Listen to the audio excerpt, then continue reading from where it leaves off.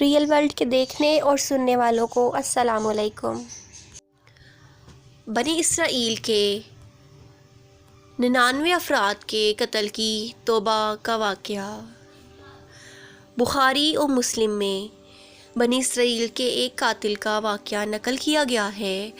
حضور اکرم صلی اللہ علیہ وآلہ وسلم نے اللہ کے ہاں توبہ کی قبولیت سے متعلق صحابہ کرام کے سامنے بنی اسرائیل کے ایک قاتل کا نہایت خوبصورت اور ایمان افروز واقعہ بیان فرمایا کہ بنی اسرائیل میں ایک شخص چوری، ڈکیتی اور قتل میں بہت مشہور تھا اور نہایت معمولی سی بات پر قتل کر دیتا تھا۔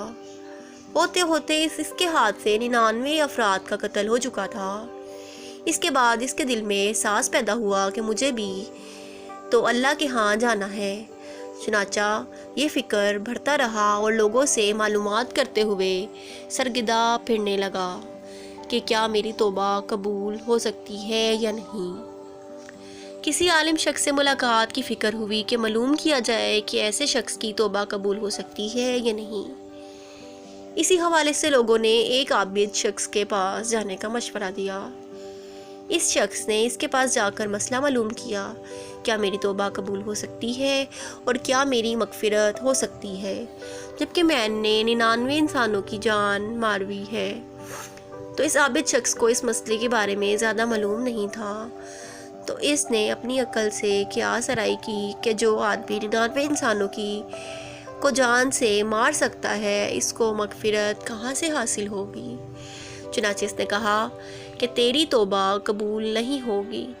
تو اس شخص نے غصے اور جلال میں آ کر اس کو بھی قتل کر کے 100 کا حصہ مکمل کر دیا کہ جب میری توبہ قبول نہیں ہونی تو تجھے بھی ختم کر کے 100 پورے کر دیتا ہوں۔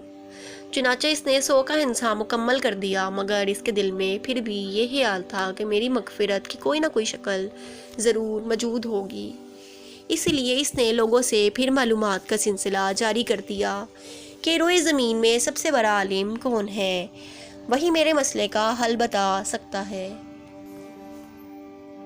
آخر لوگوں نے اس کو بتایا کہ فلاں جگہ ایک عالم رہتا ہے، اس سے جا کر معلوم کرو۔ چنانچہ اس نے اس عالم صاحب کے پاس جا کر اپنی زندگی کی ساری کارگزاری سنائی اور 100 آدمیوں کو کس طرح سے قتل کیا سارا کارنامہ سنا دیا۔ معلوم کیا کہ اب بتلائیے کہ میری توبہ قبول ہو سکتی ہے یا نہیں، کہ اللہ کے ہاں مجھ جیسے گناہگار کے لیے بھی مغفرت کا کوئی کارخانہ ہے۔ تو اس عالم صاحب کو چونکہ علم تھا تو اس نے بتا دیا کہ تیرے گناہ معاف کرنے میں اللہ کے ہاں کوئی رکاوٹ نہیں۔ اللہ کی رحمت کا سمندر تجھ جیسے گناہگاروں کے گناہوں سے بہت بڑا اور وسیع ہے۔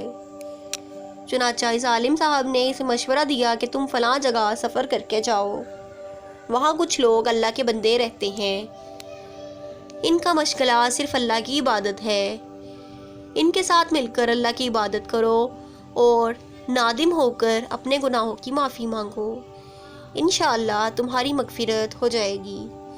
جب اس شخص نے آدھا راستہ طے کر لیا تو مالک الموت آ گئے۔ اب اس کے روح لے کر جانے کا مسئلہ کھڑا ہو گیا۔ آسمانوں سے رحمت کے فرشتے بھی آئے اور عذاب کے بھی۔ رحمت کے فرشتے کہنے لگے اس کی روح لے جانے کا حق ہم کو ہے، اس لیے کہ یہ سچے دل سے تائب ہو کر عبادت کے لیے جا رہا تھا۔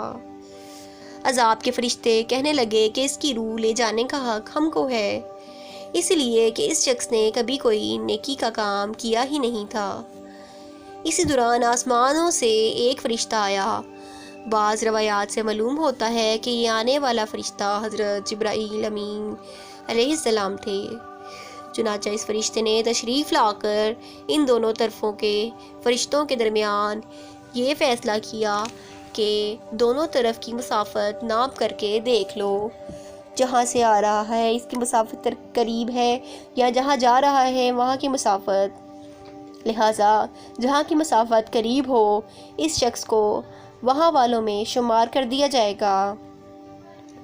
چنانچہ دونوں طرف کی زمین ناپ کر دیکھی گئی تو جہاں جا رہا تھا وہاں کی مسافت جہاں سے آ رہا تھا اس کے مقابلے میں صرف ایک بالگشت قریب تھی۔ چنانچہ فیصلہ ہوا کہ مقامی مصلحت سے مقام عبادات صرف ایک بالگشت قریب ہے، اسی لیے رحمت کے فرشتوں کو اس کو لے جانے کا حق حاصل ہوگا۔ چنانچہ اللہ تعالیٰ کی طرف سے اس کی مغفرت کا اعلان ہو گیا۔ ایک روایت میں آتا ہے، قتادہ رضی اللہ تعالیٰ عنہ فرماتے ہیں کہ حسن رضی اللہ تعالیٰ عنہ نے فرمایا کہ ہم سے یہ ذکر کیا گیا کہ اس شخص کے پاس جب مالک الموت آیا تو وہ شخص سینے کے بل اس سرزمین کی طرف گھسیٹتا چلا گیا۔ حدیث قدسی میں آتا ہے کہ میں اپنے بندے کے ساتھ اس کے گمان کے مطابق ہوتا ہوں، اور وہ جہاں بھی یاد کرے میں اس کے ساتھ ہوں۔ باخدا اللہ تعالیٰ اپنے بندوں کی توبہ سے اس سے زیادہ خوش ہوتا ہے جتنی خوشی میں سے کسی ایسے شخص کو ہوتی ہے جس کا جانور بیابان میں گم ہو کر پھر سے مل جاتا ہے۔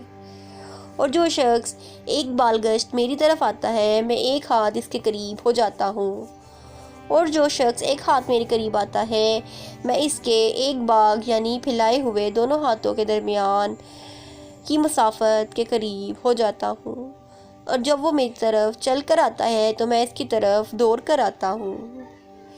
انسان جب بھی سچے دل کے ساتھ توبہ کرے گا تو اللہ تعالیٰ ضرور قبول فرمائے گا۔